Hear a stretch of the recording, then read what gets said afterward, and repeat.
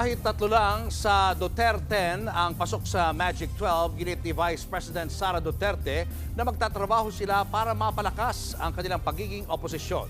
May mensahe naman si Pangulong Bongbong Marcos sa mga bagong halal na senador. Nasa frontline ng balitang yan si Mayan Los Baños.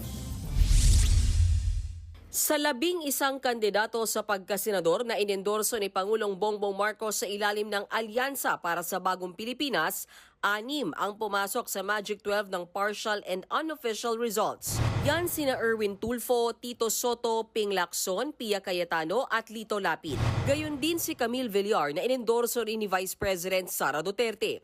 Ayon kay Pangulong Marcos, hindi mananalo ang lahat ng taga-alyansa, tuloy ang kanilang trabaho at misyon. Nagpasalamat siya sa bawat bumoto. Naipakita raw sa eleksyon ang demokrasya ng may dignidad at kapayapaan. Nanawagan ang Pangulo sa mga bagong halal na senador na makiisang magtrabaho na may bukas na pag-iisip at may iisang adhikain.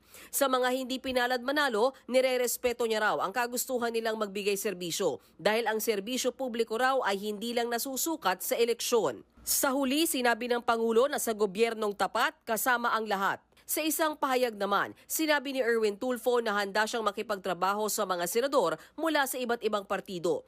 Nagpasalamat din si Tito Soto sa mga bumoto sa kanya sa ika-5 termino. Habang si Senator Bong Revilla, nag-uumapaw pa rin daw ang pasasalamat sa kabila ng hindi niya inaasahang mangyari. Sa partial and unofficial results, nasa top 14 siya. Ngayong tapos na raw ang eleksyon, nanawagan siya na magkaisa ang lahat. Samantala, 3 sa mga pambato ng Duterte o yung mga inendorso ni dating Pangulong Rodrigo Duterte ang nangunguna sa unofficial account. Yan ay sina Senator Bongo, Senator Bato de la Rosa at Rodante Marcoleta. Pasok din si Senator Amy Marcos na inendorso naman ni VP Sara Duterte.